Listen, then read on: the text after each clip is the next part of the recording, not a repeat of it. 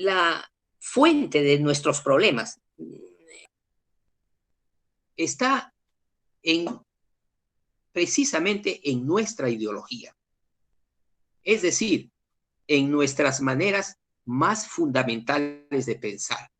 Queremos decir que todos tienen una idea sobre el mundo que estamos viviendo, sobre el entorno donde se desenvuelven, pero solamente una pequeña cantidad de personas en el mundo tienen una ideología científica.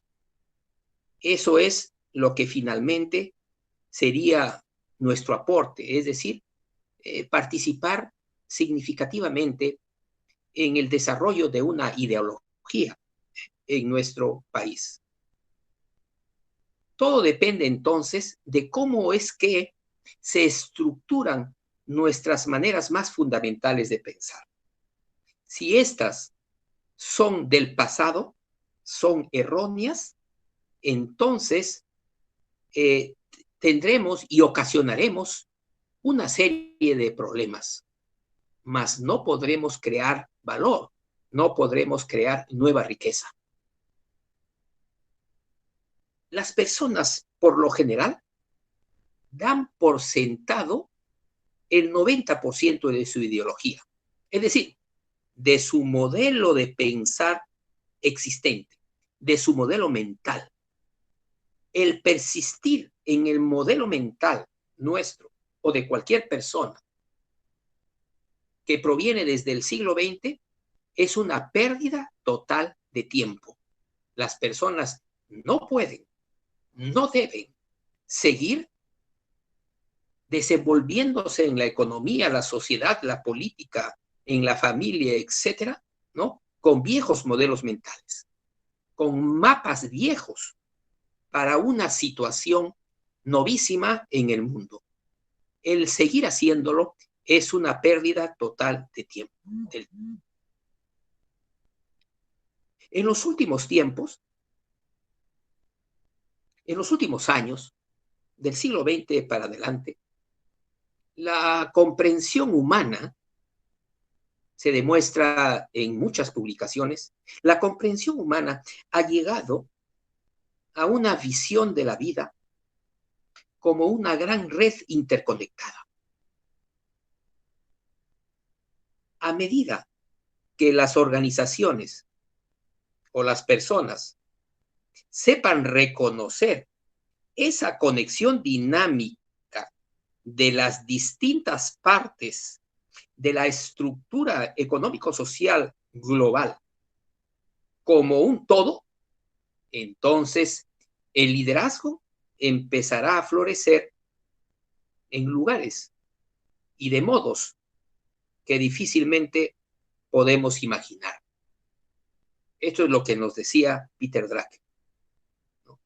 Es decir, saber reconocer, saber interpretar, saber representar esa gran red interconectada, ¿cierto?, que es nuestro mundo. Tenemos que llegar a tener una visión a ese nivel. De lo contrario, no podremos ejercer ningún tipo de liderazgo o de influencia, ¿cierto?, en quienes nos rodean. No podríamos entonces ser creadores de valor, que es lo que necesita nuestra sociedad desesperadamente. Nuestro país está al garete. Necesita, ¿no?, formas mentales fundamentales que se concreten en organizaciones.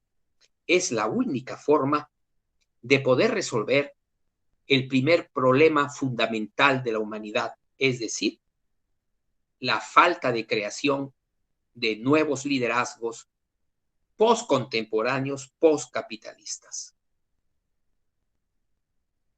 El Movimiento Nacional de Innovación Política, que es la plasmación gradual de la teoría social que hemos logrado sistematizar durante 20 años, ¿no?, es lo que finalmente nos da razón de ser. Es decir, le da razón de ser a este movimiento de innovación política. Pues bien, ahí planteamos en toda la estructura del cuaderno llamados hacia la innovación estratégica, hacia la innovación social. Y son planteamientos, lineamientos que no ponen en peligro a nada ni a nadie, a ninguna persona ni a ninguna institución. Solo pretendemos desenvolvernos en el campo de la ideología. Claro, saliéndonos de los límites de las ideologías vigentes provenientes del siglo XX. Nos salimos de los límites establecidos, sí, pero lo hacemos con el objeto de probar algo nuevo. No son distracciones peligrosas, son, ¿no es cierto?, necesidades de la sociedad plasmadas en nuestra organización con el objeto de probar ese algo nuevo que está apareciendo en el mundo. Precisamente, al hacerlo, develamos procesos que perpetúan el statu quo. Sin embargo, eso no tiene nada de peligroso. Realmente lo único peligroso que existe en nuestro país y en el mundo es el mismo statu quo que está ahí para frustrar lo nuevo. O sea, lo peligroso es frustrar lo nuevo, no impulsarlo. El mantener lo convencional y no esforzarse por ir hacia lo no convencional, eso es realmente lo que es peligroso. La propuesta que hacemos en el cuaderno, por lo demás, tiene un lenguaje particular. Tampoco eso tiene nada de raro, porque todo organismo importante o que pretende serlo debe tener un punto de vista, una metodología de análisis y un lenguaje estructurado, un lenguaje estructural. Y esto, a su vez, este punto de vista, esta metodología y este lenguaje deben ser únicos. No deben parecerse a otros, si no, no estás proponiendo nada nuevo. Por lo tanto, señores, cuando lean nuestros escritos, sugerimos, pedimos por favor, que traten de encontrar los conceptos fundamentales que planteamos párrafo a párrafo. Es un trabajo no difícil, no complejo, sino es un trabajo que exige persistencia, ¿no? Un trabajo duro, eso es. Pues bien, no hay forma de entender nuestro entorno si no es a través de un trabajo duro. La vida fácil o sencilla, ¿no?, o la vida complaciente, pues no te va a permitir tener una visión clara de los entornos en donde vivimos, trabajamos y nos desarrollamos. Si no tenemos interés por comprender nuestro mundo, no vamos a ser conscientes de la realidad que nos rodea. Y esa es precisamente la primera condición para la supervivencia y el éxito social. Entonces podemos concluir esta introducción, ¿no?, que nosotros estamos acá para reivindicar y defender y promover la palabra ideología. La necesidad de que las personas tengan maneras estructurales, fundamentales de pensar para poder entender ¿cierto?, lo que les rodea y empezar a desarrollar la creación de una nueva cadena estructurada de creación de valor, de creación de nueva riqueza. Empecemos. ¿Qué es lo que está pasando con nosotros? ¿Qué es lo que está pasando con nuestro mundo? Esa es la gran pregunta. Todos, señores, todos estamos implicados en una crisis terminal de la civilización industrial. Es decir, de la civilización contemporánea o capitalista, ¿no?, y de las ciencias sociales que fueron su base y fundamento. Entonces, no estamos frente solo a una crisis terminal de la economía, de la estructura social, de las fuerzas económicas y sociales, ¿cierto?, profundas del sistema global, sino que también está implicada en esta crisis terminal las ciencias sociales en su conjunto, que fueron la base y fundamento de esta civilización industrial.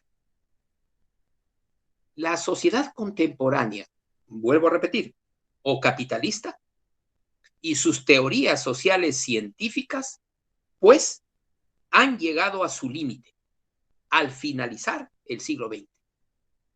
He ahí la explicación.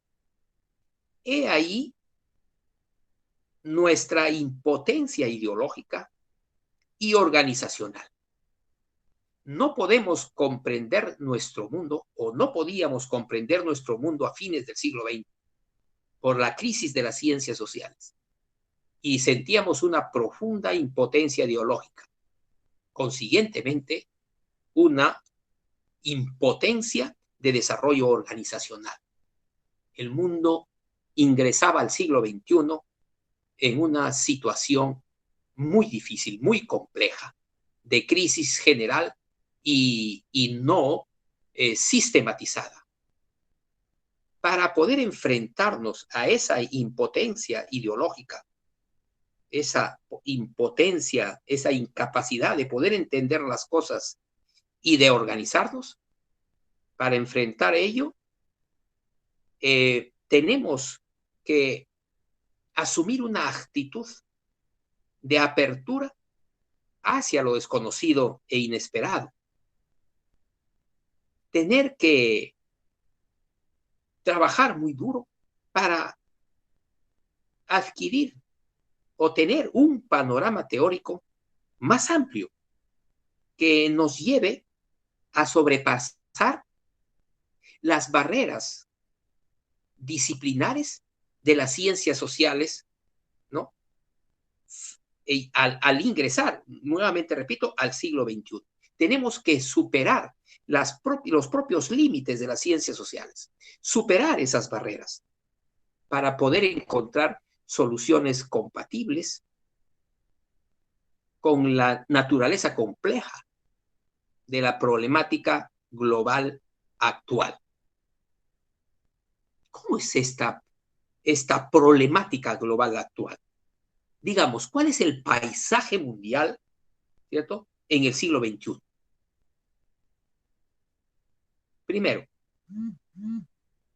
crisis general del trabajo asalariado y masificación del subempleo y sus implicancias, que traen como consecuencia un devenir de una grave depresión del sistema económico global, sin alternativas conocidas hasta hoy. Pedimos, por favor, que tengan en cuenta de que esto fue sistematizado, sintetizado en el año 2016. Y en el año 2016 esto no era entendible. Pero ahora, el 2020, podemos ver con claridad, miren estos fundamentos, que hoy realmente adquieren una veracidad manifiesta.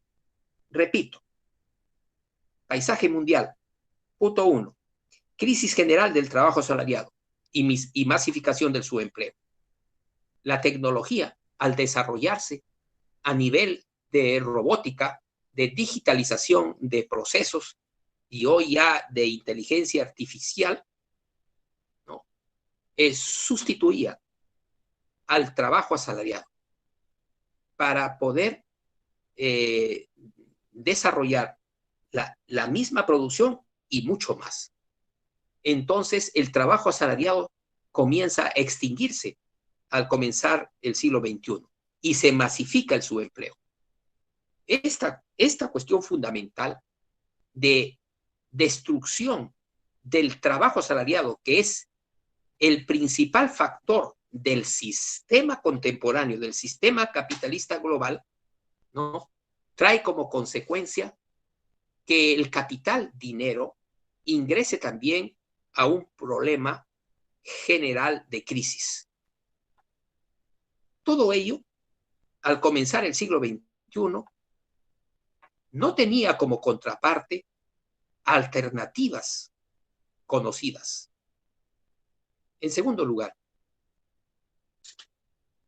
a partir de los 2000, también vemos de forma manifiesta cómo el globalismo, como tercer y último periodo de la sociedad contemporánea, ingresa ya a su crisis final, a su segundo periodo de 50 años, a un momento, ¿no?, de crisis general ya y de derrumbe intelectual de todas las teorías económicas del siglo XX.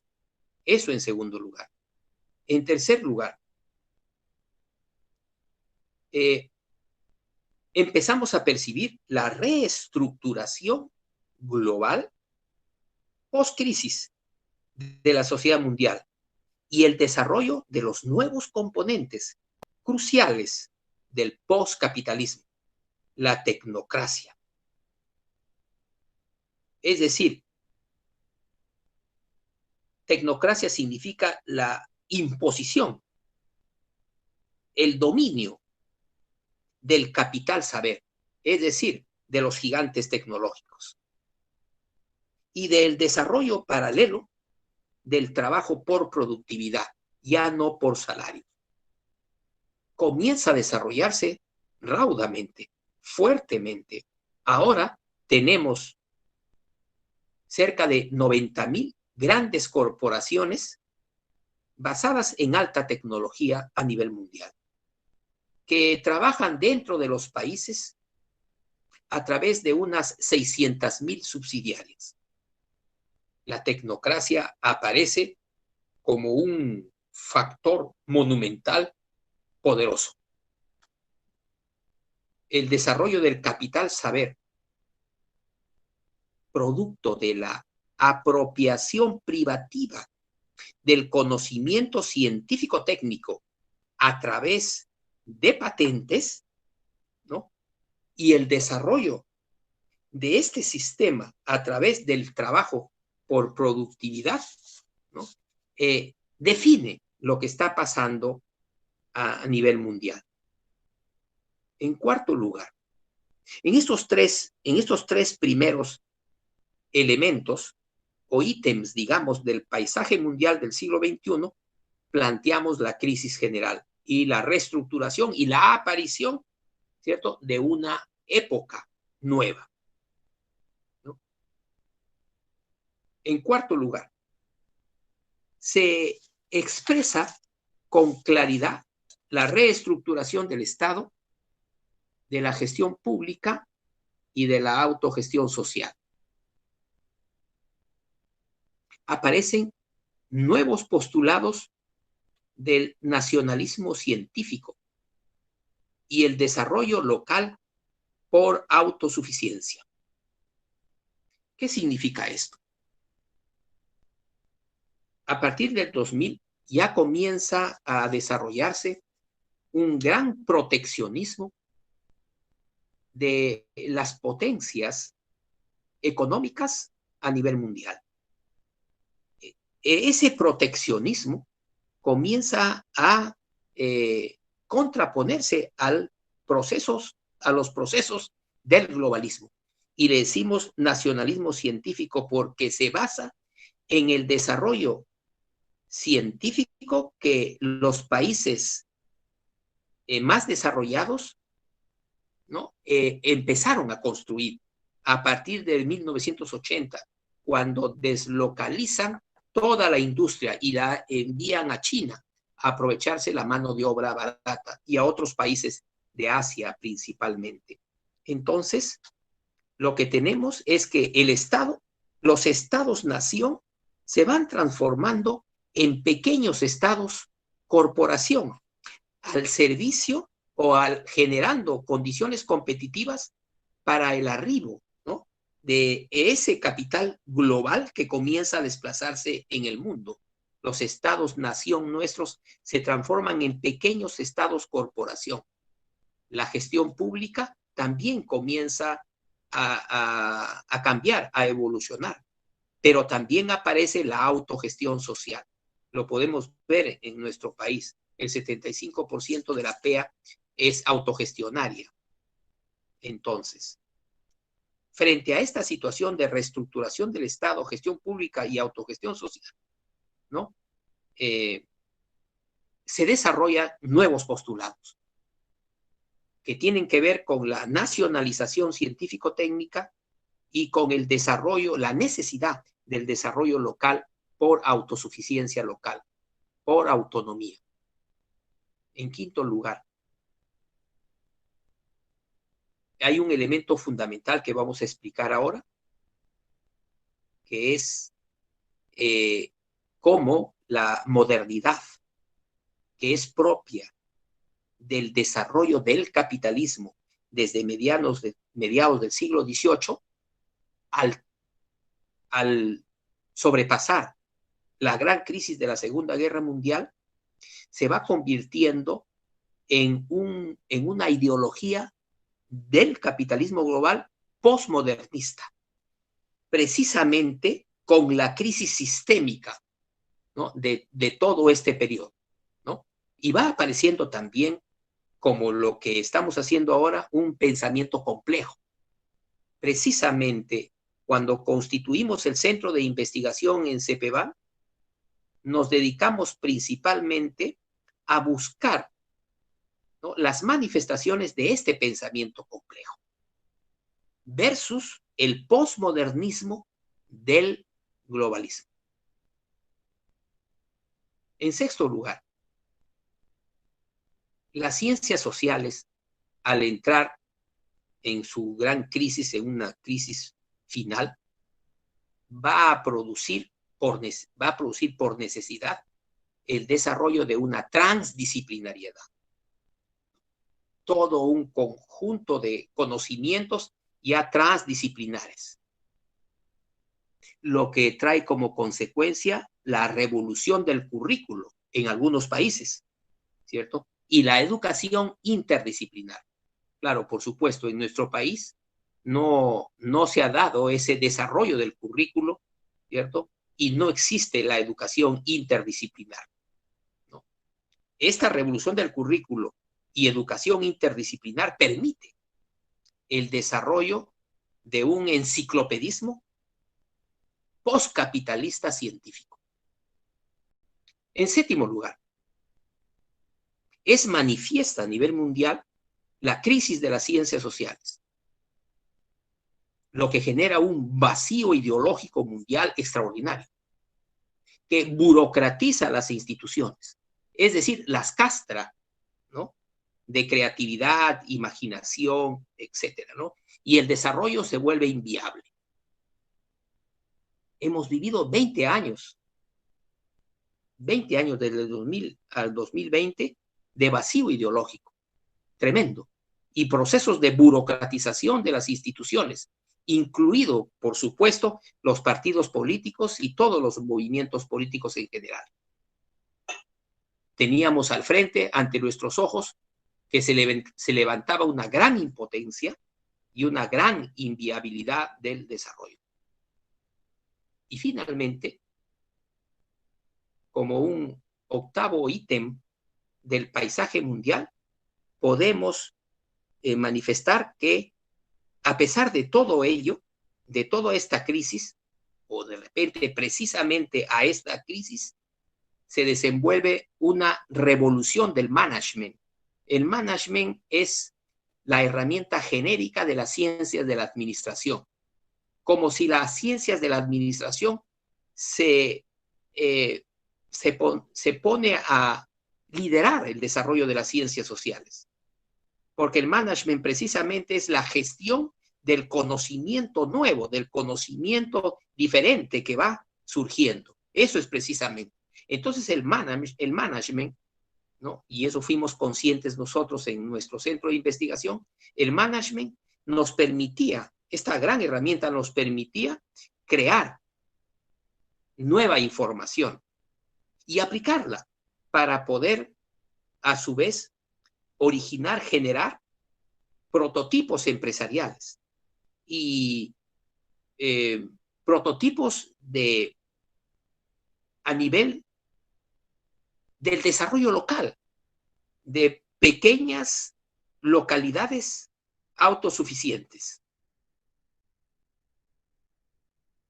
Finalmente, en el mundo se han creado ya masas críticas micro del desarrollo. O sea, quiero decir, muchas pequeñas empresas o muchas pequeñas unidades de gestión a nivel de ecoaldeas, a nivel de rural o en la periferia urbana, ¿no? Que nos permiten ya encontrar los lineamientos generales del qué hacer frente a la crisis general, ¿no? Del sistema, ¿no? Y del surgimiento del otro. Podemos decir entonces en síntesis que este es el paisaje mundial del siglo XXI. Crisis general del trabajo. Crisis general del sistema en general. Una reestructuración global de la sociedad mundial post-crisis. Los estados se reestructuran, se convierten en pequeños estados corporación, ¿no?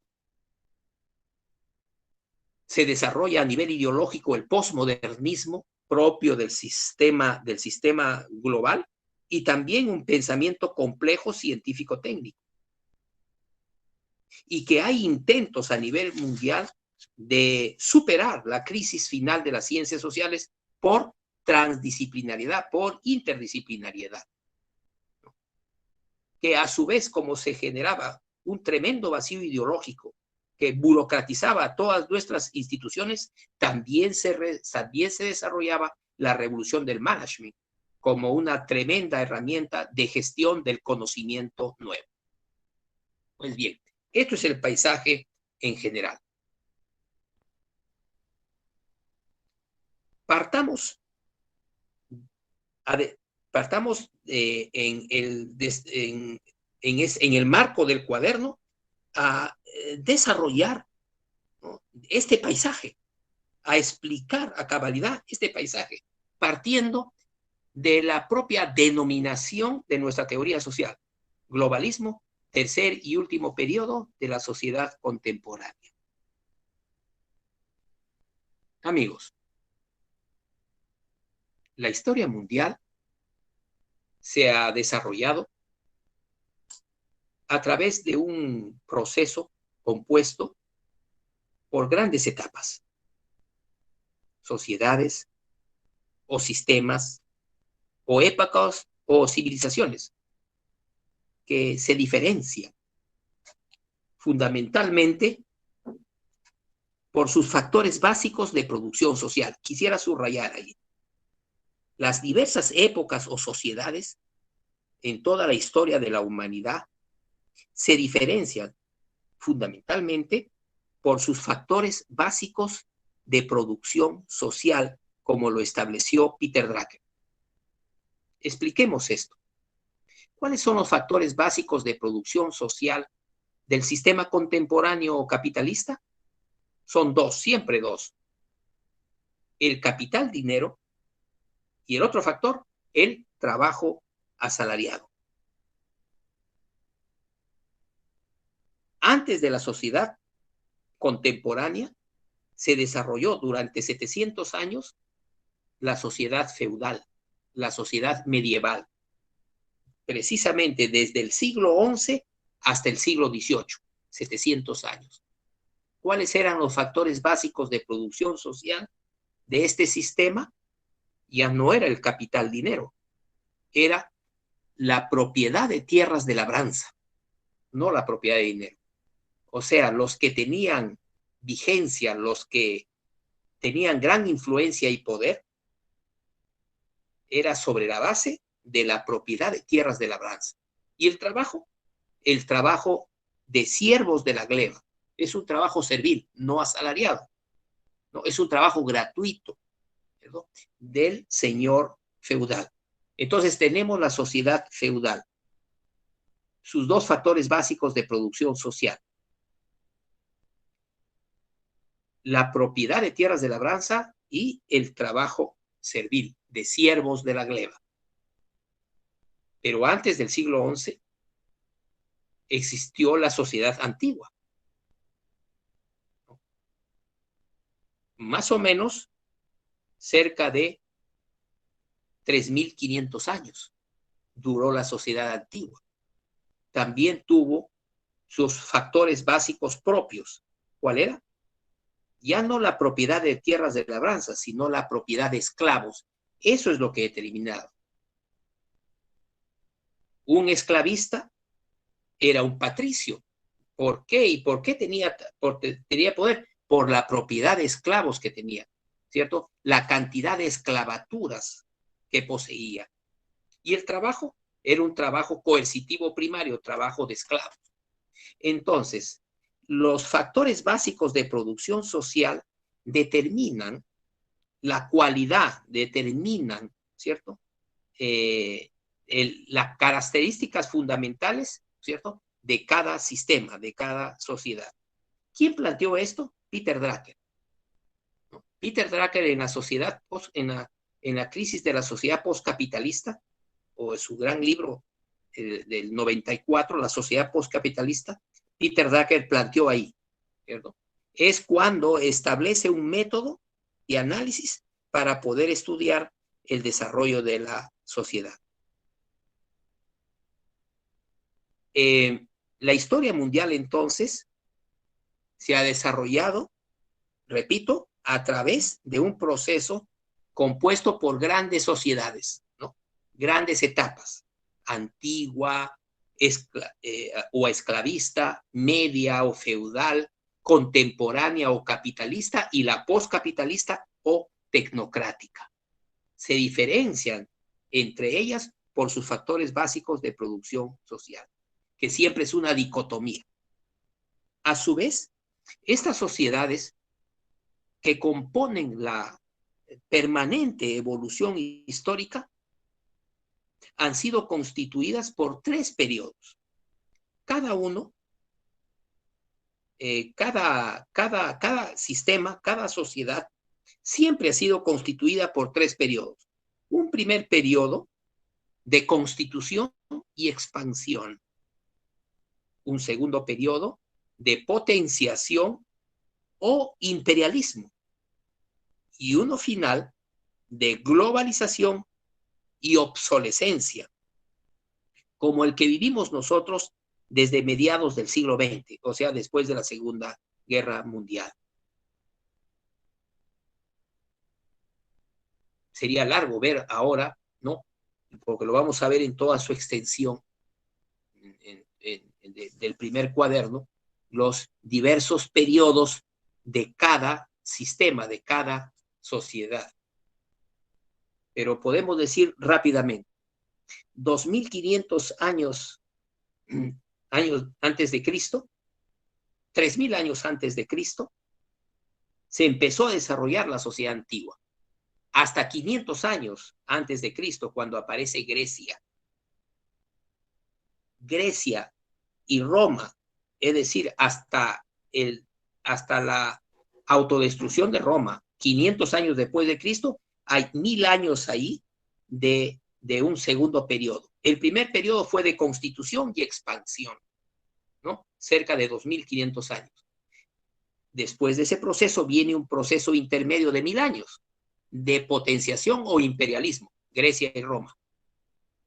Después de Roma, ¿no? Viene un proceso final de globalización que lo hacen los bárbaros, los que atacan y destruyen el Imperio Romano, globalizan el conocimiento de Grecia y Roma hasta el siglo XI. A partir del siglo XI se desarrolla el medioevo como sistema, el poder feudal, con 3 periodos también. El primer periodo de constitución y expansión del siglo XI al siglo XIII. Constitución y expansión. ¿Recuerdan las cruzadas? Esos 200 años de las cruzadas es el primer periodo de la sociedad medieval, de la sociedad feudal, de constitución y expansión.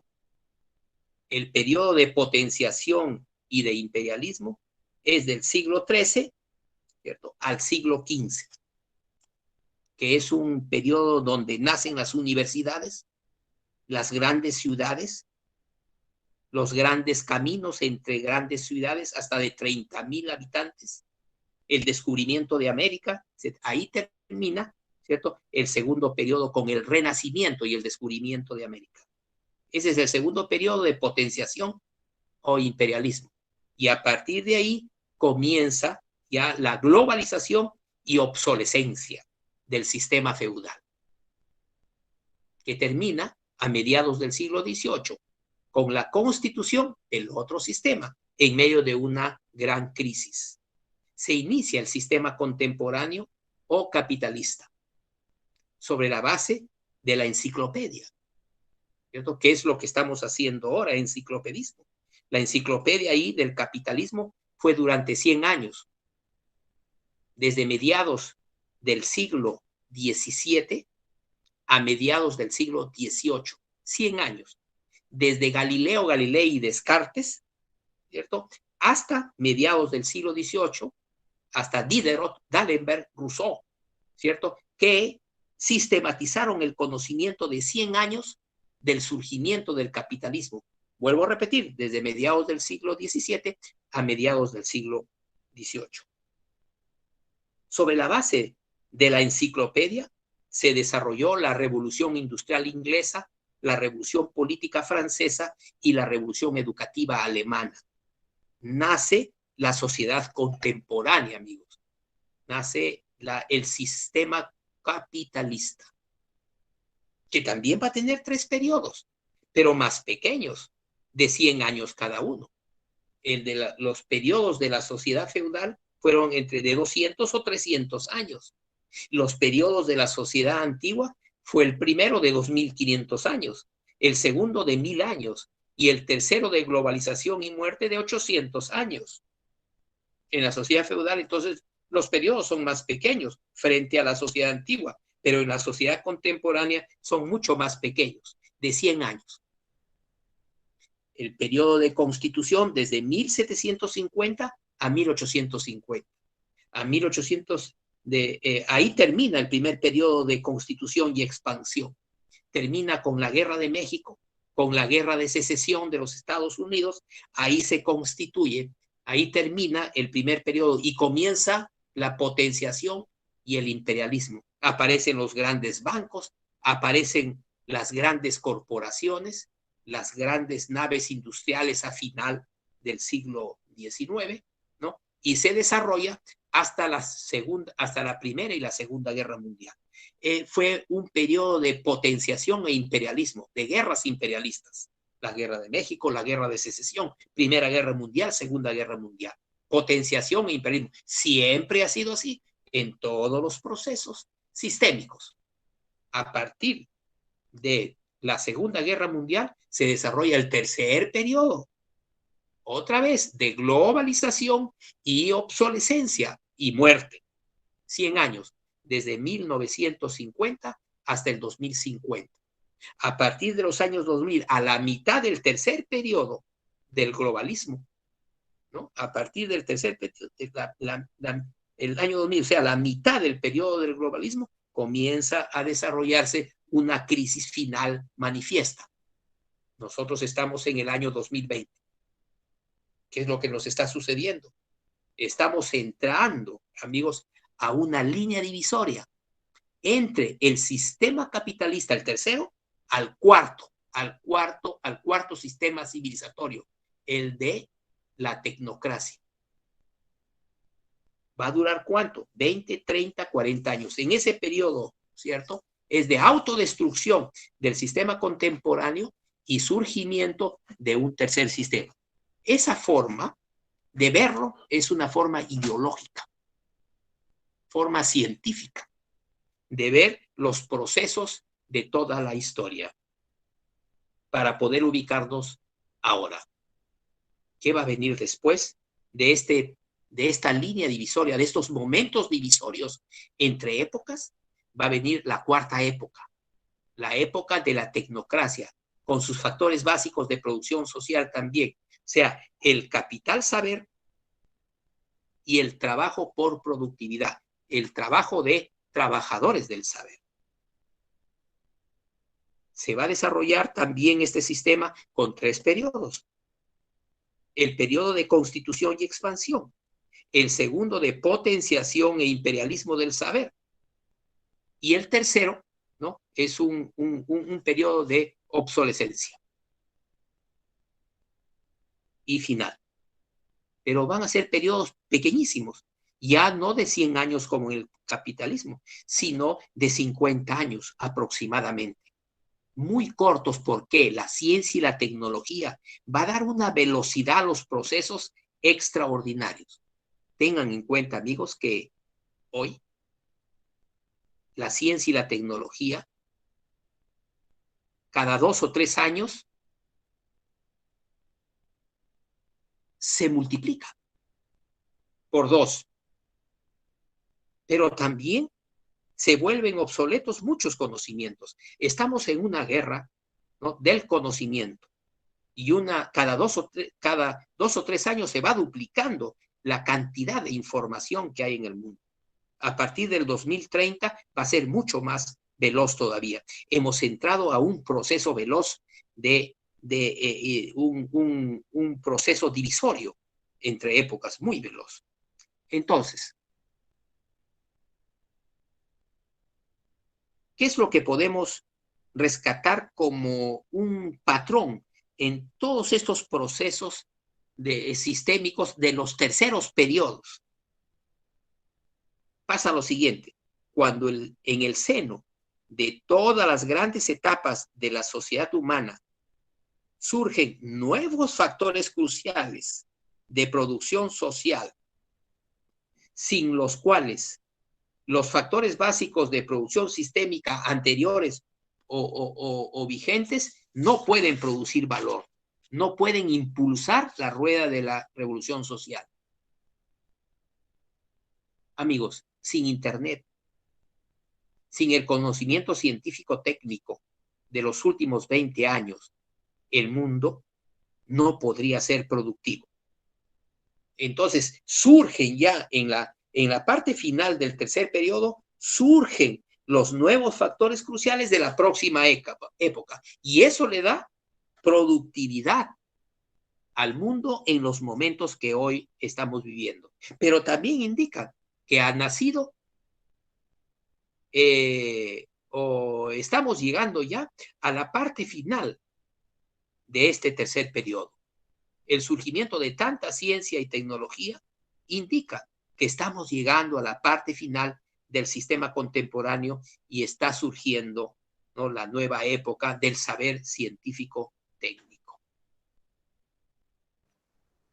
Hemos entrado de súbito a un proceso de pensamiento complejo, ¿cierto? Entonces, las preguntas pueden ser establecidas también como solicitudes de aclarar algunos puntos, ¿no? Este primer cuaderno es un cuaderno complejo, ¿no? Complejo. Después de este cuaderno van a venir las herramientas y vamos a ver tecnología.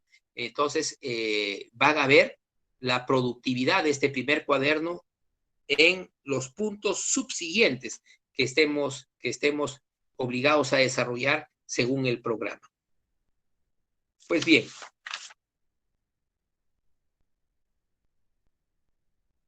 hemos tratado de explicar en forma genérica, pero fundamental, ¿no?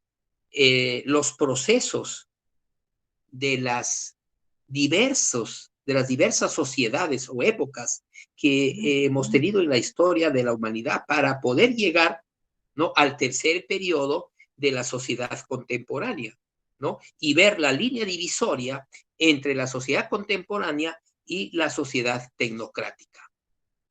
Veamos la problemática dentro de estos procesos del globalismo y sus crisis en la segunda parte, o sea, de los 2000 al 2050, más o menos, ¿no?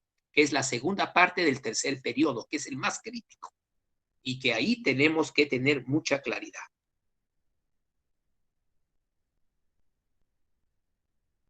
Amigos, la civilización contemporánea o sistema capitalista se constituyó, pues, como estábamos diciendo, como una sociedad a partir de mitades del siglo XVIII. Sobre esos dos factores sociales, estoy resumiendo, sobre esos dos factores cruciales de la modernidad. Factores cruciales de la modernidad: el capital dinero y el trabajo asalariado.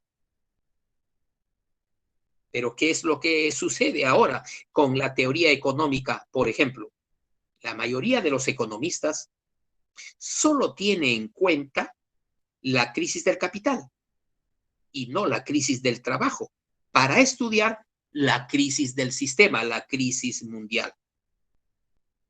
Así pues, que la crisis del sistema solo lo ven como crisis del capital o crisis financiera. Y es historia conocida de que cuando hablan de la última crisis financiera del 2008 y el 2009, se refieren a esta como crisis financiera, así de simple, y no como una crisis del sistema del trabajo y del capital. Es decir, estudian la crisis del capital, la crisis del dinero, pero no estudian la crisis del trabajo. Por eso vemos cuando hablan nuestros economistas o nuestras autoridades, siempre se refieren, y los grandes politólogos siempre se refieren a la crisis financiera, ¿no? Pero no se refieren, por ejemplo, que una manifestación de la crisis del sistema en nuestro país, ¿no? Y las manifestaciones más fundamentales es, por ejemplo, la pérdida del trabajo de 8 millones de personas. Eso es lo fundamental de la crisis, ¿no? El desempleo generalizado y el empobrecimiento masivo. No estudian eso, estudian la crisis del capital, pero no la crisis del trabajo. El capital,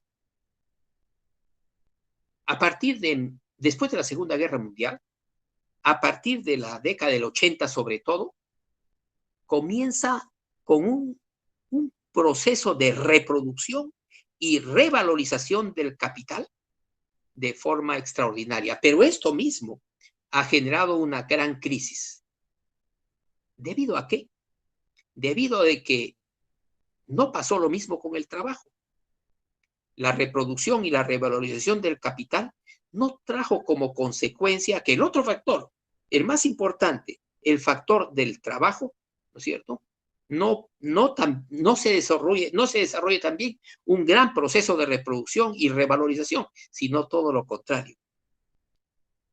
Todo un proceso de involución, no de reproducción, ¿cierto?, sino de destrucción más bien. Y un proceso no de revalorización de la mano de obra, sino de su empleo a escala mundial. Les pongo un ejemplo. Año de 1980. Un trabajador tecnificado del sistema industrial, de cualquier factor industrial, pero digamos un ejemplo, el sistema automotriz. La gran industria automotriz. Un puesto de trabajo, $2,500, de un trabajador tecnificado, ¿no? $2,500. Esto, este factor, o sea, el precio del trabajo, el costo del trabajo, no se reprodujo. O sea, no pasaba a 3,000, a 4,000, a 5,000, ¿no? Sino que más bien, en China, el valor de ese puesto de trabajo equivalía a $80. Cuando las transnacionales deslocalizan, o sea, envían todo su aparato industrial es llevado a la China de la mano de obra barata, entonces comienzan a hacerse coches para todo el mundo con salarios de $80. El salario se desvalorizó y se reprodujo, pero como subempleo, como desempleo a nivel mundial, subempleo. Esto no impidió de que, por ejemplo, una casa que costaba $100,000 en los Estados Unidos en 1980, cueste para el 2020 o en su proceso de reproducción $1,000,000. Mientras que la tecnología, el capital con la tasa de interés se revaluaba, se reproducía y se revalorizaba, el trabajo, ¿cierto? Con el trabajo pasaba todo lo contrario. Se desvalorizaba y se reproducía como su empleo. Esta contradicción generó la gran crisis mundial.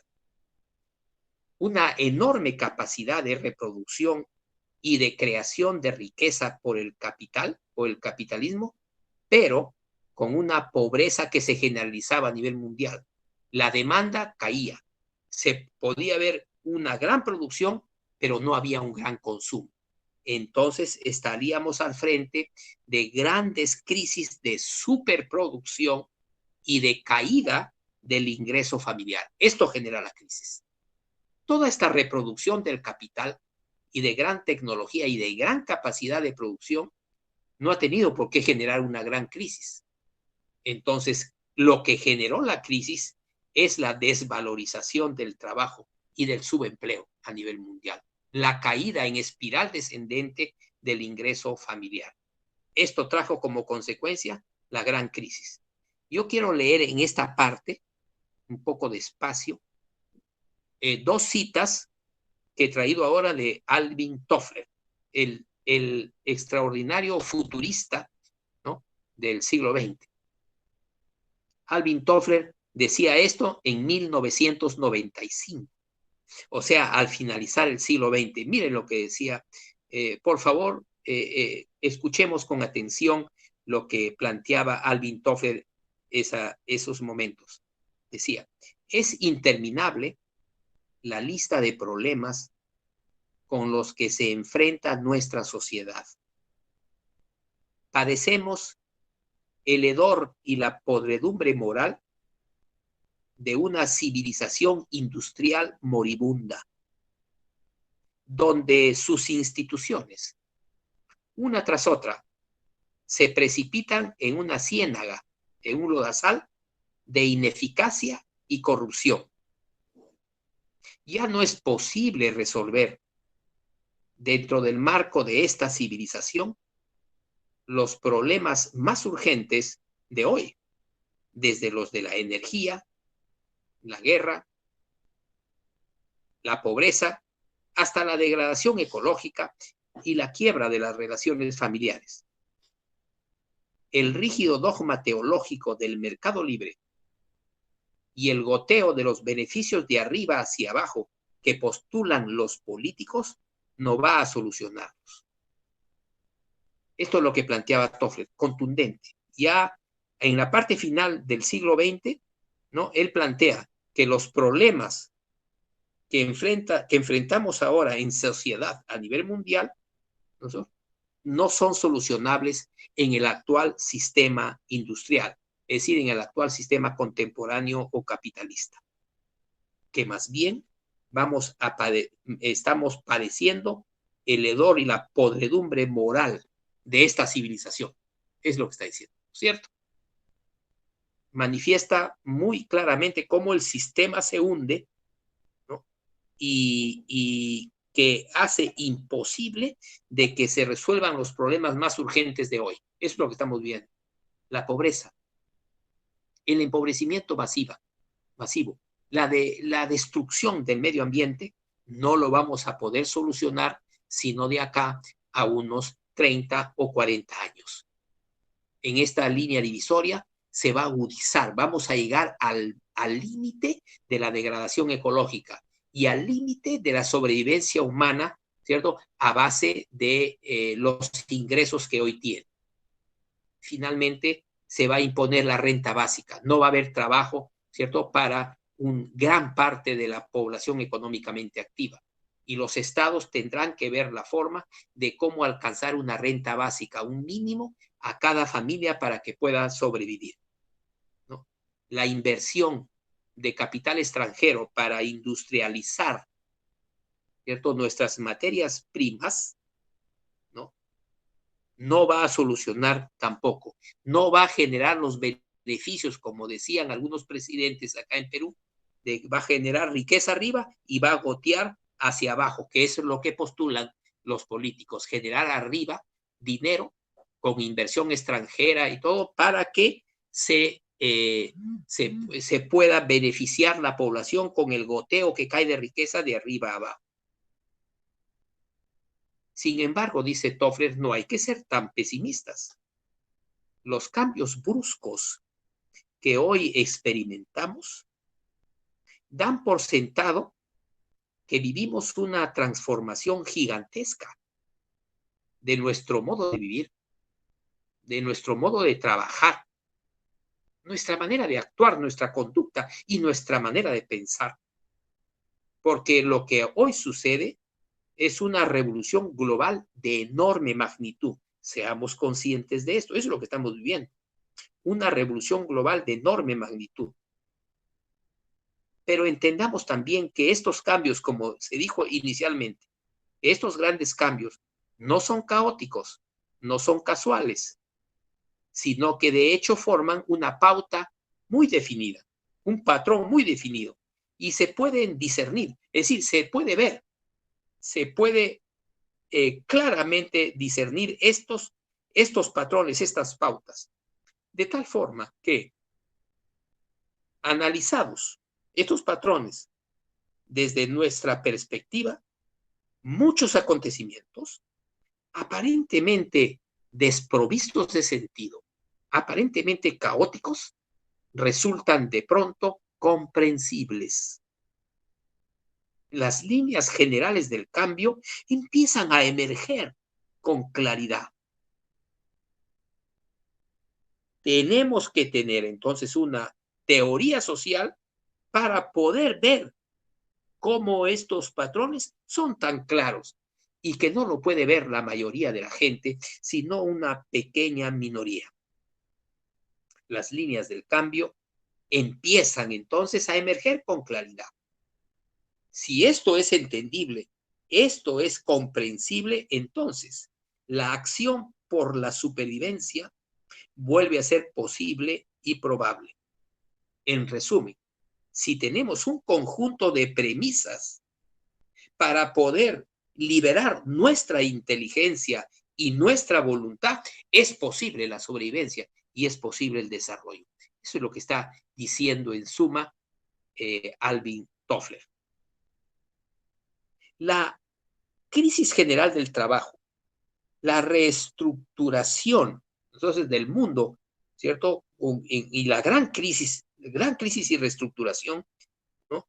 Debido a esta crisis general del trabajo y la expansión del subempleo y toda la crisis que genera, nos lleva a entender también la reestructuración en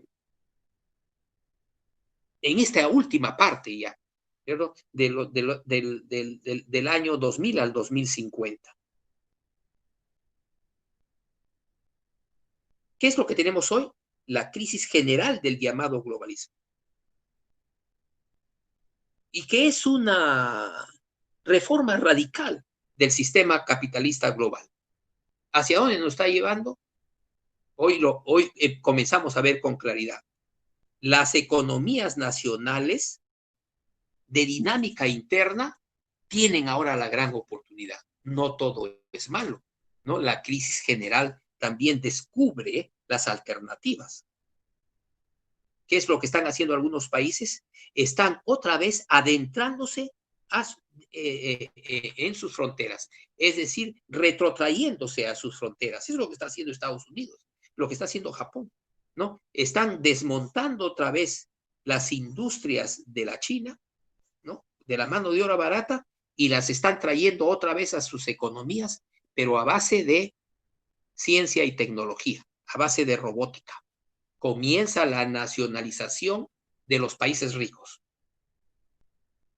Primero fue proteccionismo del bombardeo de las corporaciones globales del mercado norteamericano, el europeo y el japonés, los más grandes mercados. Se protegían, pero ahora lo que después de unos 20 años de desarrollo de ciencia y tecnología, están obligando a las grandes corporaciones otra vez, ¿no? Dejar su estatus de supranacional y regresar dentro de sus fronteras iniciales. Se reconstruyen entonces las economías nacionales de dinámica interna. Y también se tendrán que reestructurar todos los sectores más importantes de la economía y la sociedad de los países. Hablamos de la educación. Es perentorio. No podemos seguir con esta educación, con la que tenemos, ¿no es cierto? Degradan la mentalidad humana. Tenemos que revolucionar la educación, también la salud. Y tenemos que encontrar formas de autoempleo autogestionario para todos, es decir, el trabajo, resolver la residencia, la vida comunitaria, la seguridad y la vida comunitaria, etcétera. Y tiene que reestructurarse el Estado, ¿cierto?, al servicio de estos cambios que renacen. Entonces, toda la crisis esta del globalismo que hemos descrito grosso modo, ¿no?, nos va a traer como consecuencia en estos 20 o 30 años una lucha tenaz, ¿no?, dentro del sistema que se degrada y el otro sistema que nace ahí, ¿no es cierto? Vamos a reconstruir las economías nacionales de dinámica interna. En vez de estar centrados en la industrialización de materias primas mineralógicas, por ejemplo, desarrollaríamos una economía de camélidos extraordinaria, ¿no?, que es postindustrial, postcontemporánea. Es decir, toda una economía de camélidos que puede ocupar hasta el 50% de la población económicamente activa del país.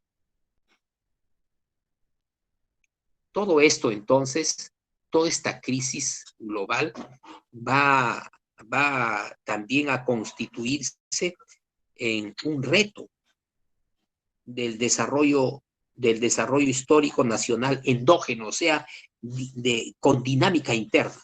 Es decir, la construcción de un mercado interno en expansión para la producción interna en expansión.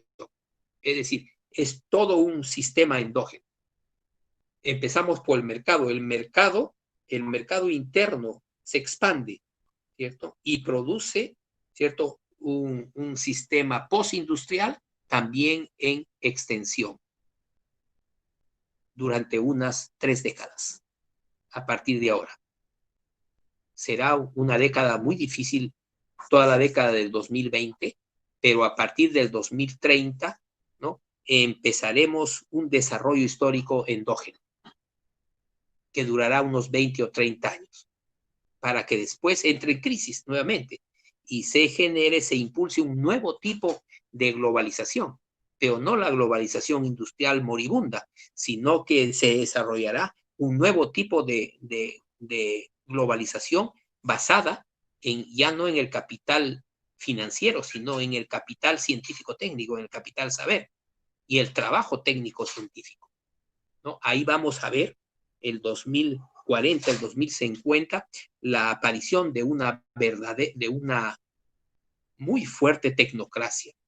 Se desarrollarán los gigantes tecnológicos a nivel mundial y nosotros tenemos que también contraponer a eso por nuestra parte a nivel de lo que es ciencias, ¿cierto? La creación de pequeñas localidades autónomas, regiones autónomas, etcétera, dentro de un proceso de reestructuración global. De acá a unos 20 años o 30 años, amigos, el mundo no se va a dividir por países.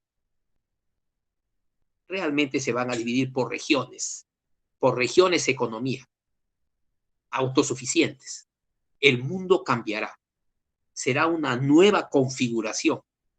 Tenemos que estar nosotros, entonces poner las bases de este conocimiento. Eso es lo que pretende este programa de 6 meses, ¿no? Poner las bases cognitivas, las bases de conocimiento para que muchas personas comiencen a adentrarse en este proceso que se nos viene sin incertidumbre, ¿cierto? Sin colapsar emocionalmente, anímicamente, sino más bien tener claridad de lo que está pasando y poder ver los grandes problemas, pero también las grandes oportunidades prioritarias que también se van a presentar en el mundo. Esto ya nos permite tener una explicación de la reestructuración del Estado, la gestión pública y la autogestión social. Ahí quisiéramos mencionar una cita magistral de Andrei Fursov, ¿no? Un científico muy reputado a nivel mundial. Él dice lo siguiente: desde la aparición manifiesta del sistema capitalista global en los años de 1980, a partir del traslado de la producción industrial de los países de Occidente hacia la periferia global, sobre todo a la China masiva, ¿no? Desde ese momento, y el impulso de un sector financiero informático a nivel mundial que modifica realmente las economías nacionales de dinámica interna a través de estas múltiples redes de flujo de capital, de tecnología, de información y productos que operan a escala global en tiempo real. Desde esa aparición manifiesta, desde esa aparición del sistema capitalista global que describe Fursov, ¿no?, como el traslado de la producción industrial de Occidente hacia el hemisferio sur, sobre todo hacia China, y acompañado esto con un sector financiero informático que a base de flujo de capital, tecnología e información, ¿cierto?, realmente desconfiguran todas las economías nacionales de dinámica interna del mundo. A partir de ese momento se constituyen, dice velozmente, estados globalistas o estados corporación que se van constituyendo en todos los países ricos y atrasados como nosotros, subdesarrollados, para poner condiciones competitivas a esos flujos de capitales y que arriben a nuestros países. Compiten Perú con Chile, Colombia, etcétera. ¿Quién ofrece las mejores condiciones competitivas para el arribo de de ese capital supranacional. A eso se llama Estado-corporación, ¿no? Que se dedican a cómo ganarse el aprecio de las grandes corporaciones para atraer sus capitales. Estos estados, estos pequeños estados corporación, se adecúan a la globalización de los capitales financieros, lo que supone la minimización de sus obligaciones sociales, educación, salud, empleo, vivienda, hasta procurar librarse de la población económicamente no rentable. Así es muy crudo cuando lo está diciendo, cuando lo dice Furso, ¿no? Se minimizan las obligaciones sociales hasta pretender o hasta procurar librarse de esa población económicamente no rentable. ¿Cómo librarse? Inventar, por ejemplo, en algunos países ya se está probando una renta básica, alcanzarle un mínimo ingreso familiar y te libras, ¿no?, de todas las obligaciones sociales, ¿no? Lo que pasa es que ven a la población que no es necesaria para la producción del sistema global, para mover todo el sistema productivo global. Solo se necesita, digamos, el 25% de la PEA. El 75% de la población económicamente activa no es necesaria. Finalmente no es rentable, es sobrante. O sea, ahora hay una población sobrante en el mundo, que es una especie de pasivo, ¿no? ¿Por qué? Porque dentro del sistema de producción, entendamos, a base de tecnologías de punta, las capas sociales masivas, toda la PEA masiva, no es necesaria, ¿no? Entonces, ese es el grave problema estructural, ¿no? No es posible crear empleo para todos, solamente para el 25%. ¿Qué hacer? ¿Cómo hacemos nosotros con el 75% de nuestra PEA? ¿Qué hay que hacer? Eso es. Hay que reconstruir la gestión pública y hay que recrear, o sea, otra vez desarrollar la vieja autogestión social, digamos, del Tahuantinsuyo. Eso es lo que se plantea en el mundo. Dos cosas. ¿Qué hacer? Reconstruir la gestión pública y otra vez practicar la autogestión social milenaria, pero de forma moderna, con ciencia y tecnología. En lo primero, crisis y reestructuración de la gestión pública. En los tiempos volátiles que vivimos, amigos, la constante es el cambio. Nada puede ser previsible de 4 o 5 años adelante. En las sociedades complejas en las cuales vivimos, sufren cambios implacables y muy veloces, destructores.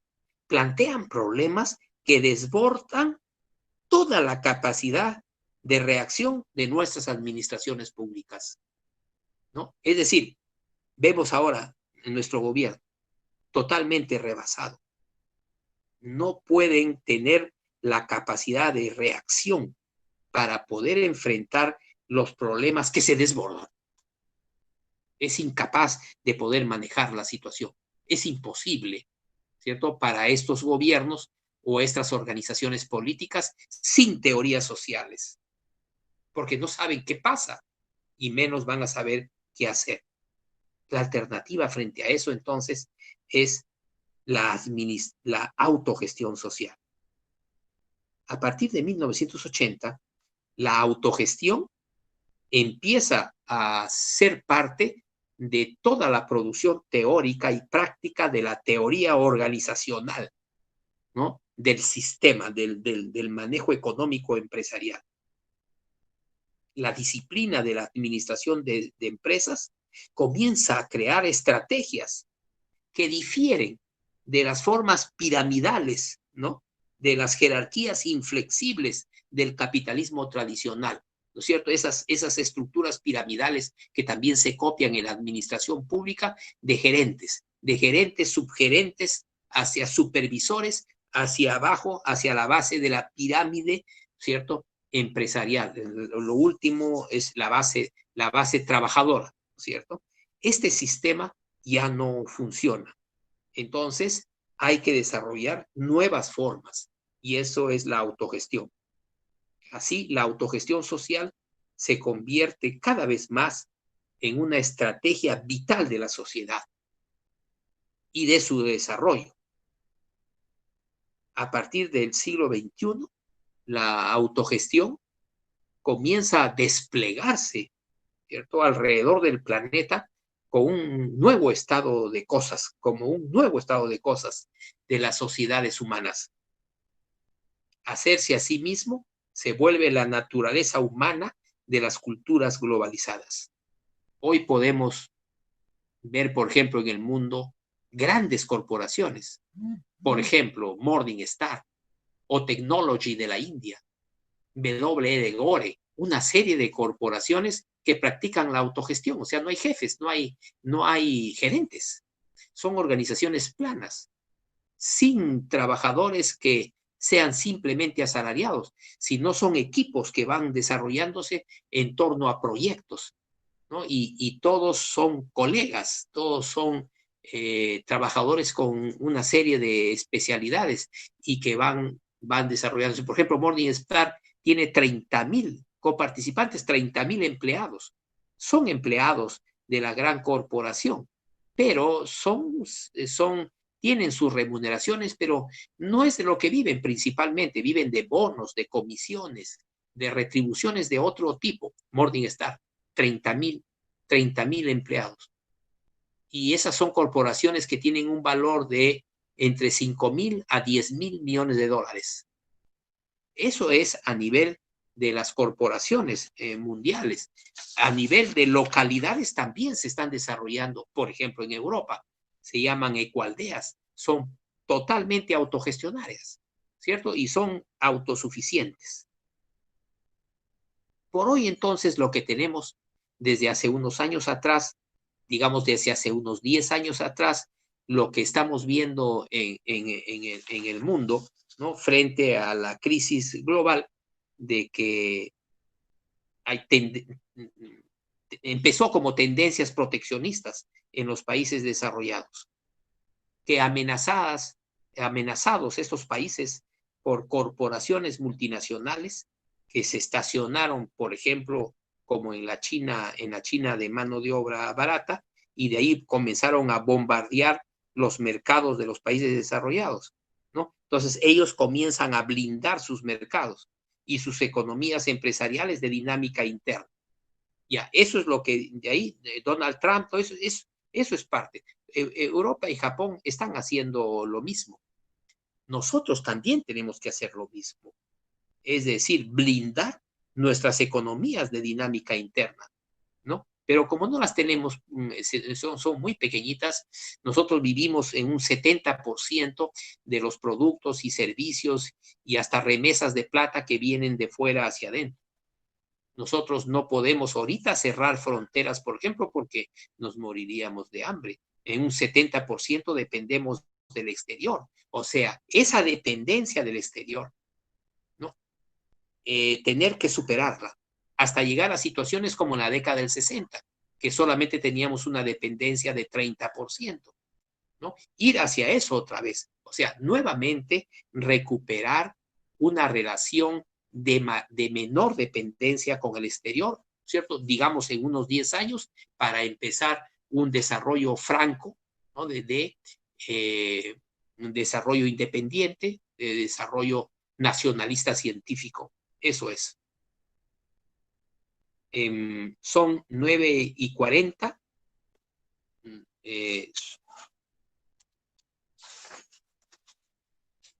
Me parece que podríamos hacer un alto ahí, terminar esta exposición ahí, porque viene un tema que es complejo, que sería bueno que lo resolvamos en la próxima reunión.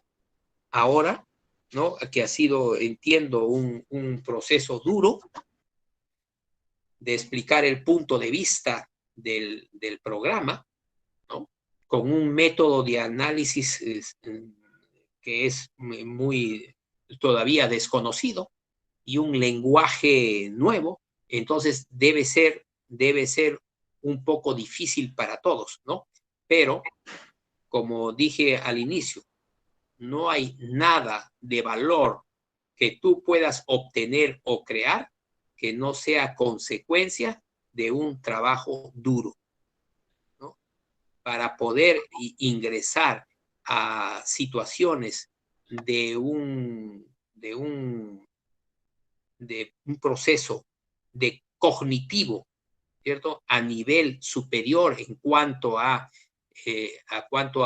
paradigmas, a componentes, ¿cierto? A métodos, etcétera, se requiere trabajo. Pero vuelvo a repetir, nada podemos conseguir si no hay un trabajo muy duro a nivel cognitivo, a nivel mental. Pues bien, estaríamos listos para poder... Director, disculpe que lo interrumpa. Diga, Tenemos 3 preguntas pendientes. ¿Las realizamos ahora o al final de la sesión? me parece ahora, ¿no? Perfecto, permítame. En principio, Hildebrando Lázaro y Enrico Cedrón formularon preguntas parecidas, así que las sintetizaremos en una sola pregunta. ¿Cuál debería ser la currícula actual postcapitalista y cómo revolucionar la educación, la salud y la agricultura, teniendo en cuenta que tenemos una educación? Tiene que ir un poco más despacio, ¿sí? ¿Cuál debería ser la currícula actual postcapitalista? ¿Cómo revolucionar la educación, la salud y la agricultura, teniendo en cuenta que tenemos una educación impuesta y no tenemos políticas educativas nacionales?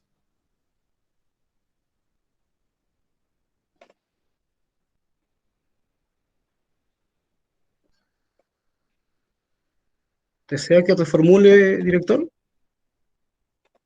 Bueno, está bien. ¿Esas son las dos preguntas o es una sola pregunta? Esa es una sola pregunta, quedan 2 más. Oye, esta es la primera pregunta entonces. A ver, repito, lo que están preguntando es lo siguiente, ¿no? ¿Cuál debería ser la currícula que podría definirse como postcapitalista? ¿No es cierto? Y en segundo lugar, ¿cómo se transformar o revolucionar la educación, la salud y la agricultura, teniendo en cuenta que no tenemos una política educativa nacional o tenemos una política educativa nacional impuesta, dice, ¿no? Así es. Ya, esa es la primera. La segunda, a ver si tienen relación, ¿no? La segunda, por favor. Sí, Mara Silva, ¿qué tan viable se ve el turismo como una oportunidad de desarrollo y generación de empleo en nuestro país en esta etapa? Tercera. ¿Cómo se caracterizaría la sociedad peruana a nivel sociopolítico con su diversidad biológica y cultural frente a la crisis desde diversos sectores como el indigenista, los fundamentos? A ver, ahora sí, más despacio, sí. ¿Cómo Caracterización. de la sociedad peruana a nivel sociopolítico, teniendo en cuenta su diversidad biológica y cultural, frente a las críticas desde Teniendo en diversos sectores, cuenta diversidad, su ¿no? diversidad biológica y cultural,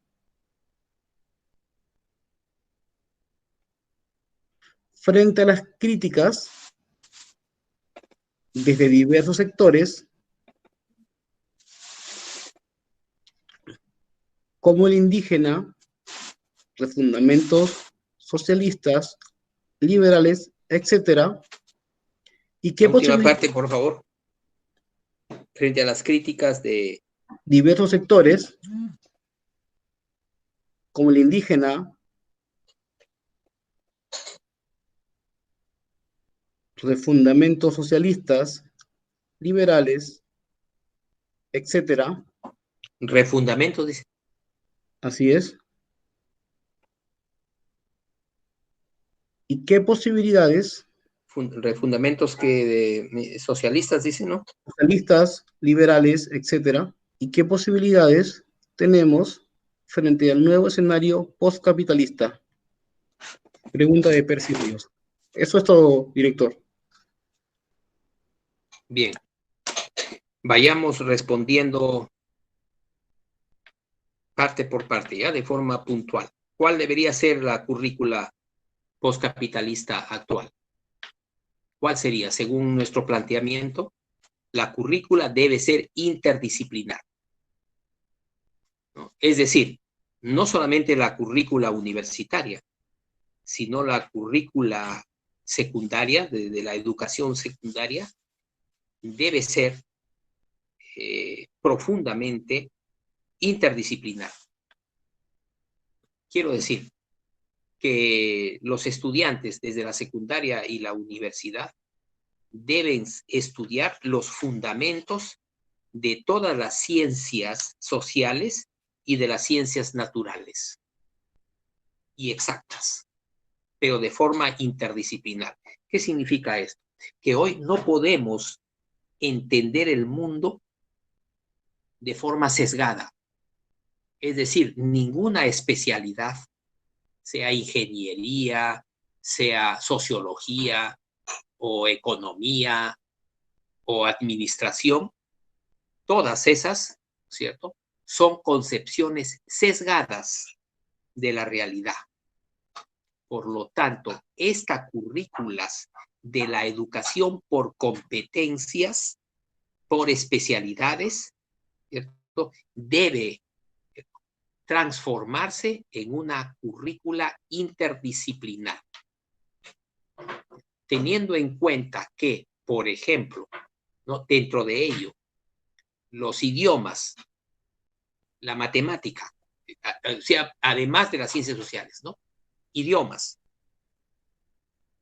el lenguaje de los números y la tecnología, el lenguaje también de la creación de riqueza, de cómo se desarrolla a nivel socioempresarial el mundo. El lenguaje de los números, el lenguaje de las computadoras, ¿cierto? Y el lenguaje de los negocios a nivel mundial, o sea, en la creación de valor. Además de las ciencias sociales, o sea, la currícula tiene que ser interdisciplinar. Inclusive, ¿no?, los más avanzados deben tratar de interrelacionar, como está sucediendo en el mundo, las ciencias sociales con las ciencias naturales, como por ejemplo la biología, la medicina, la ingeniería, etcétera, ¿no? Debe haber un estudio fundamental. Las ciencias por lo general son fundamentalistas. Entonces, el estudio de los fundamentos de las ciencias, ¿cierto?, es muy importante. Las estructuras deben ser, concluyendo, deben ser interdisciplinares. ¿Okay? Eso nos ocasionaría toda una gran revolución, ¿cierto?, en la educación. Segunda revolución, la salud.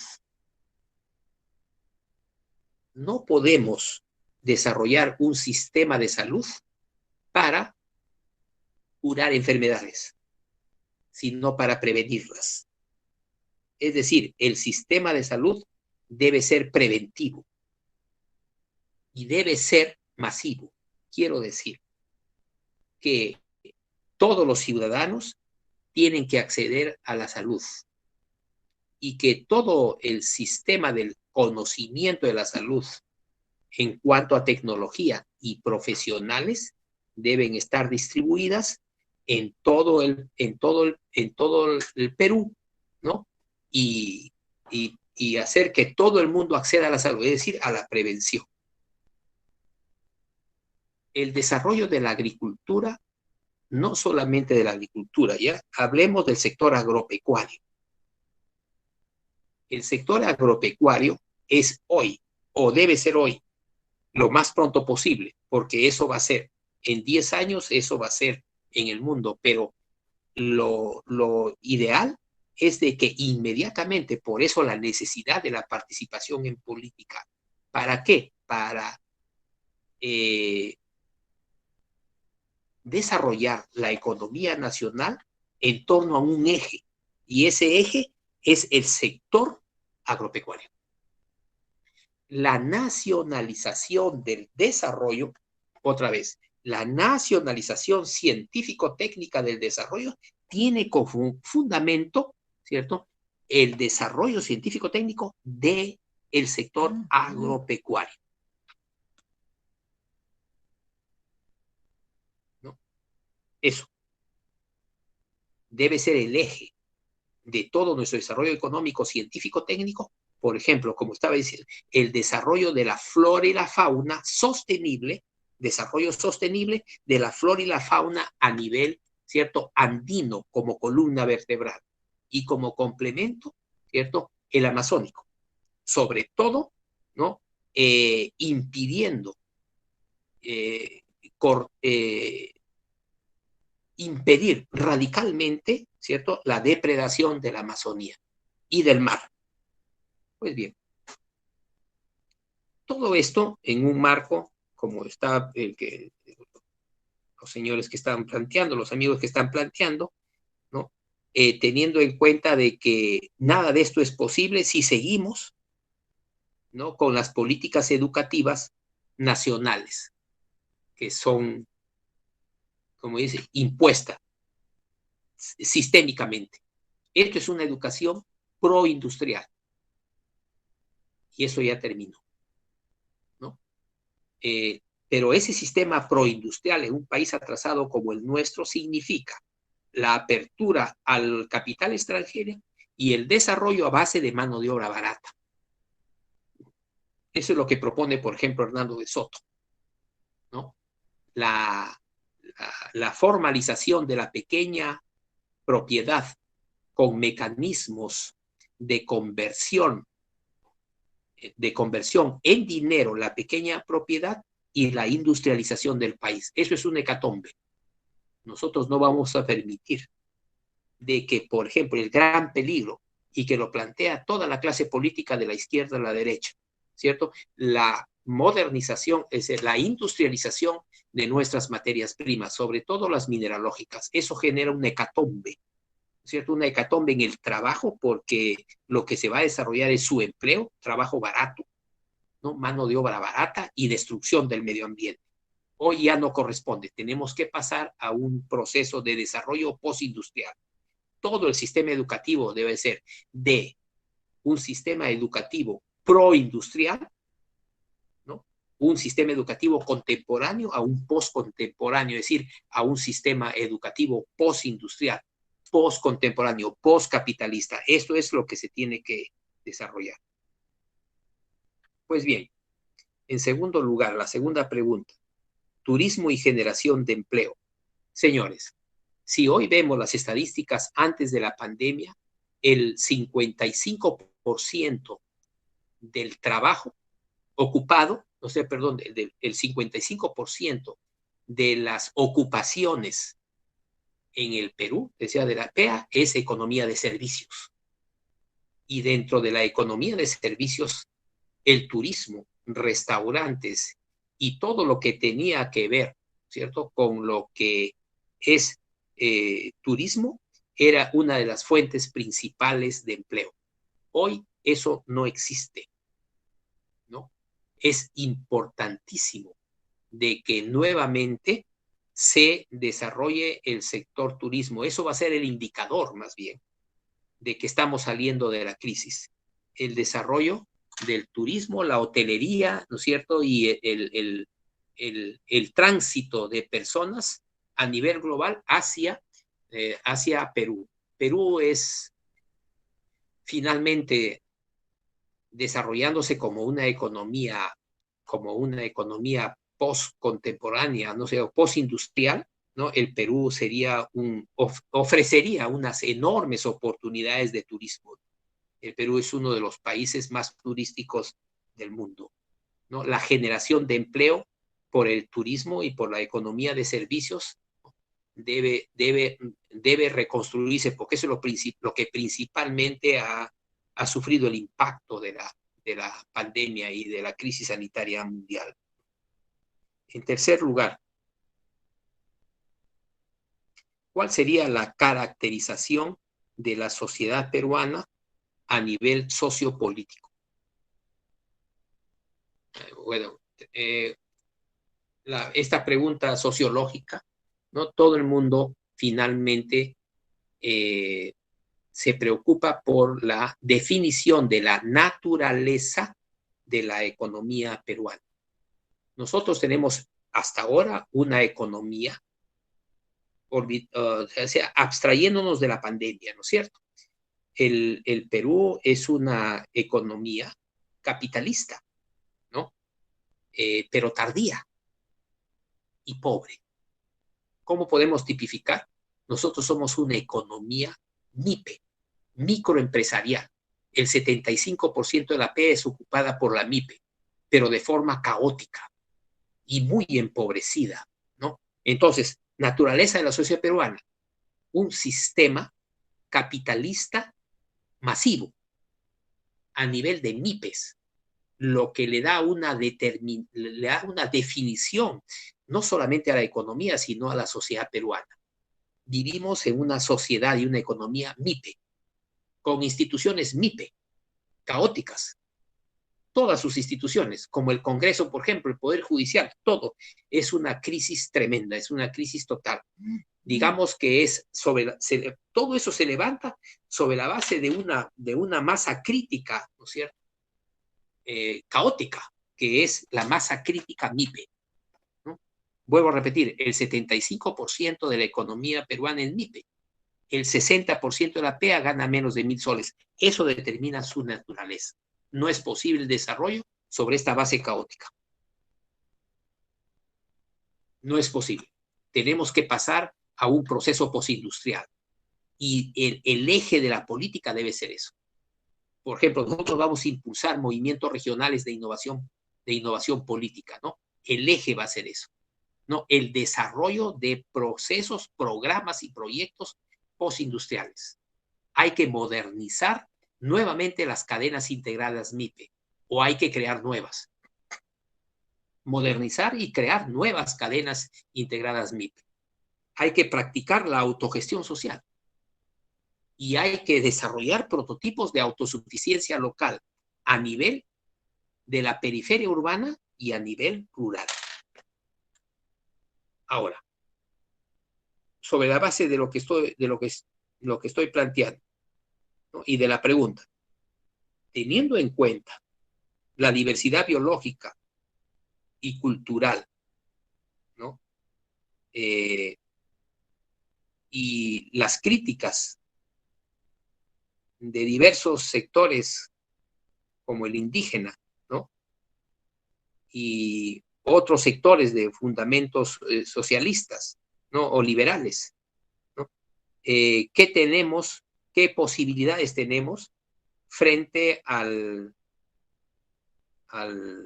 la proximidad, ¿no? Postcapitalista? O sea, que se abre un decenio, se abre un proceso, como he venido diciendo, que es un proceso divisorio, no es definitorio, es un proceso de transición de la economía industrial a una economía postindustrial. Eso podemos definir este proceso de transición. Es que va a haber una contradicción, una paradoja, ¿no? Como la obsolescencia y la muerte de las actividades, empresas y proyectos industriales y surgimiento de otros, ¿no? En la medida en que más rápido se resuelva la paradoja, yéndonos hacia un mundo postindustrial, tendremos mejores condiciones de vida, de sobrevivencia y desarrollo, ¿no? De toda la población económicamente activa, ¿no? Nosotros, en el Perú, hay una diversidad biológica extraordinaria, ¿cierto? Eso en primer lugar. Eso genera condiciones para el desarrollo postindustrial, ¿no? Es decir, solo la defensa de la diversidad biológica genera enormes negocios, inclusive de turismo. O sea, defender, resguardar esta diversidad biológica en todo orden de cosas de la flora y la fauna. Por ejemplo, resguardar las 4.000 a 5.000 especies de papa, ¿no? Y ahora ya la mitad se habrá perdido. Entonces, la diversidad biológica hay que defender. La diversidad cultural también, pero todas ellas atravesadas por un eje postindustrial, postcapitalista, ¿no? Por supuesto que hay que resguardar, por ejemplo, las expresiones culturales ashánicas, digamos. Sí, pero con una laptop bajo el brazo. O sea, es decir, con tecnología, con ciencia y tecnología. Ese es interculturalismo. El desarrollo del interculturalismo ahora da una potencia extraordinaria de creación económica, social, cultural, etcétera, ¿no? O sea, cuando hablamos del aspecto cultural, hablamos de interculturalismo. No es como esos criterios erróneos que tienen algunas organizaciones de la sociedad civil. Resguardar, ¿no? Resguardar la cultura milenaria de una comunidad. No permitir que haya interconexión con el mundo científico-técnico. Esto es muy dañino, ¿no? El desarrollo cultural, ¿no? Se tiene que mantener, ¿cierto?, incólume y en desarrollo, en conjunción con las nuevas formas científico-técnicas del mundo. Bien, ¿cierto? ¿Qué es lo que pasa? Las críticas que vienen de los diversos sectores, por ejemplo, del sector indígena, es decir, me supongo que se está refiriendo al sector nativo, ¿no? Amazónico, del sector indígena, ¿no?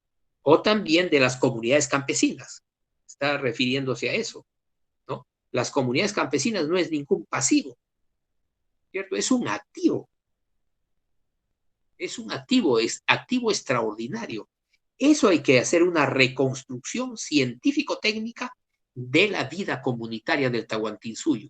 Eso hay que expandir, ¿cierto? Y eso hay que desarrollar, es decir, la reconstrucción científico-técnica del comunitarismo avanzado y superior del Tahuantinsuyo.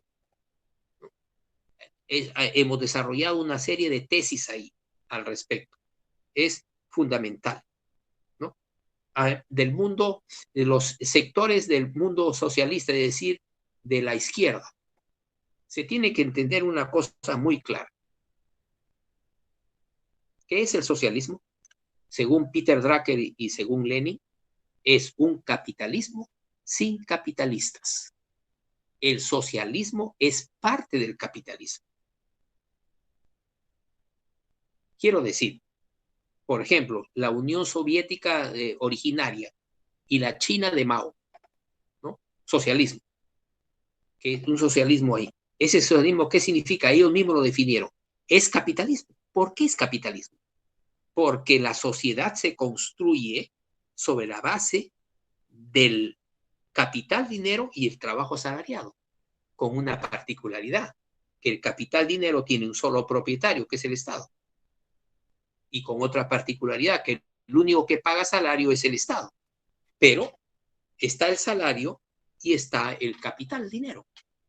Es una sociedad capitalista, con un capitalista, sin capitalistas privados. Así lo definió Lenin y así lo definió Peter Drucker. Por lo tanto, hoy la sociedad contemporánea está acabando y está surgiendo una postcontemporánea, no es socialista, ¿cierto? El mundo postcontemporáneo que se viene es, en lo fundamental o lo principal, es el desarrollo de la tecnocracia, pero también de grupos como nosotros, científicos no tecnócratas. ¿Cuál es la diferencia? ¿Qué es la tecnocracia? La tecnocracia concentra, adquiere, ¿cierto? Y concentra el capital saber. en el 1%. Es tecnocracia. Nosotros lo que es decir, defendemos la ciencia y la tecnología y seguimos produciendo ciencia y tecnología, pero para la distribución. Eso va a ser la contradicción durante 150 años. O sea, el desarrollo científico-técnico, científico-tecnocrático y el desarrollo científico-social. Eso va a ser la contradicción, finalmente. Hacia eso vamos, hacia el desarrollo de un comunitarismo científico-técnico, ¿no? Científico-social. Ese es el desarrollo, ¿no? O sea, los grupos socialistas tienen que entender que, ¿no? Que la concepción del socialismo está también terminando al terminar el sistema contemporáneo, ¿cierto? Todo el sistema capitalista. Todo eso se va a regenerar y va a convertirse en un sistema postcapitalista, tecnocrático y científico. Eso es. Los liberales, ¿a qué se dice el neoliberalismo? El neoliberalismo es una definición insuficiente del modelo económico de mercado global. Hay 3 modelos económicos que dominan el mundo ahora. El primero, y en relación con Perú, el primero, el modelo económico de mercado global, llamado insuficientemente, como digo, neoliberalismo o neoliberal. Ese es el primer modelo, ¿no? El segundo modelo, el modelo económico estatal paraestatal. O sea, hay grandes corporaciones paraestatales que se desarrollan a través de contratas con el Estado. Por ejemplo, la Odebrecht. La Odebrecht no era parte del sistema económico llamado neoliberal, sino era parte del sistema económico estatal y paraestatal. Así como Odebrecht, hay muchas corporaciones en el mundo que viven, ¿no es cierto?, de la inversión estatal, son paraestatales. Ese es el segundo modelo, ¿no? Terrible muchas veces. Venezuela, por ejemplo, ahí está. Venezuela es una expresión de la preeminencia del modelo económico estatal paraestatal. Mire lo que ha producido en Venezuela. Terrible, ¿cierto? Y en tercer lugar, el modelo económico ciudadano. Muy crítico también, quizás el más crítico de todos, ¿no? O sea, el sistema MIPE, el sistema autogestionario, ¿no? Terriblemente improductivo, viven en situaciones extraordinariamente difíciles, ¿no? Con solamente acceso al crédito de un 10%, el 90%, ¿cierto? Es presa de la usura, ¿no? Es terrible el modelo económico ciudadano, absolutamente crítico. Esos son los 3 modelos que vamos a estudiar durante el desarrollo también de nuestras sesiones, ¿no? Entonces, eso es más o menos lo que podríamos explicar de las preguntas, ¿no? Finalmente, hay una cosa, la pregunta está muy bien planteada, ¿no? Nos movemos ahorita frente a un escenario distinto. Ingresamos a un decenio postcapitalista. Todavía no. Vuelvo a repetir, los 20 o 30 años que nos vamos a desenvolver es un escenario, ¿no? Tecnocrático capitalista. O sea, no va a morir el sistema capitalista de un momento a otro, ¿no? Es un proceso de desarrollo. Todavía va a estar hasta todo el siglo XXI, ¿no? Pero va a pasar a segundo plano. Lo que va en estos 10 años va a ser un tránsito de una década y el sistema contemporáneo, el sistema capitalista, va cayendo a segundo plano y van renaciendo el sistema postcapitalista. Eso es la lucha. Entonces, ¿qué nos toca al liderazgo de esta década? De un liderazgo postcapitalista como nosotros, ¿no? No tecnocrático, más bien científico. ¿Qué nos toca? Acelerar el proceso del sistema postcapitalista. Por eso, ¿no?, que en nuestro centro de investigación finalmente decidimos que de una u otra forma hay que participar, ¿no?, en la política nacional.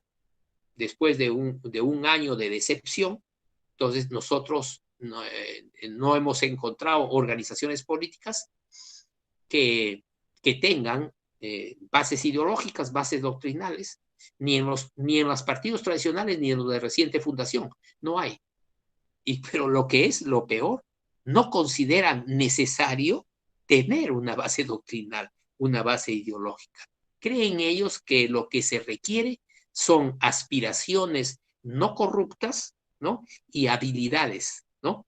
No pensamientos científicos, sino habilidades para poder hacer. Es un problema de gestión, creen ellos, ¿no? O sea, ¿cuál es la problemática de los gobiernos de los últimos 20 años que no tienen capacidad de gestión? Es lo que piensan.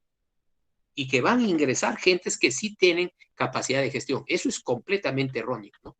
Cuando estén en el poder, igual que todos estos movimientos, estos partidos que han accedido al poder, van a encontrar la misma situación. No van a saber qué hacer, porque no tienen doctrina, no tienen ideología, no tienen teoría social. No van a saber qué hacer. Ese es el grave problema que tenemos. Por lo tanto, debemos impulsar rápidamente los procesos de innovación política y también de innovación social, ¿no? Postcapitalistas, postcontemporáneos. Eso podría responder. Si hubiera alguna repregunta, estamos 10 y 10, podríamos de repente hablar unos 5 o 10 minutos más, ¿no?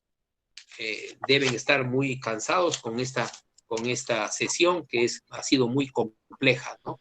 No se preocupen, de ahí va a venir la tecnología y eso es más simple, ¿no? Difícil es la ciencia social, ¿no es cierto? Lo que se puede llamar el sistema de ideas, el sistema de conceptos, que es la base, la teoría social, ¿no? Pero cuando entremos a situaciones ya de tecnología, de programas de acción, es más sencillo. Director, dígame. Tenemos un comentario más. Se lo dirijo. El señor Gildebrando Lázaro. Un ratito. Voy a apuntar. Sí, dígame.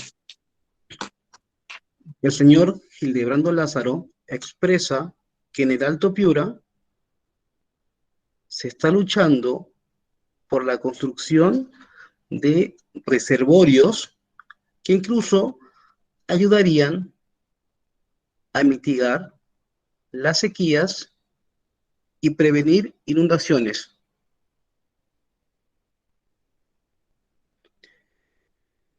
Él desea saber qué opina usted de esta iniciativa. Que tenga mucho cuidado, ¿no?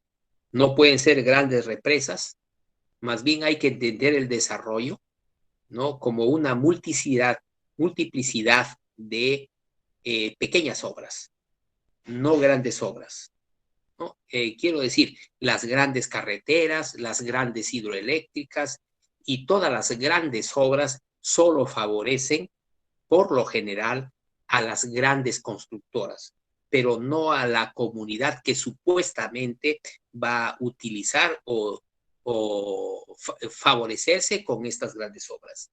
Si pensamos, por ejemplo, en el Alto Piura, ¿no? Es la construcción de pequeños reservorios para sequías, ¿no? y prevenir inundaciones, está muy bien, sin afectar la flora, sin afectar la fauna, sin afectar toda la geografía natural que hay en esos lugares, sobre todo en el Alto Piura, ¿no?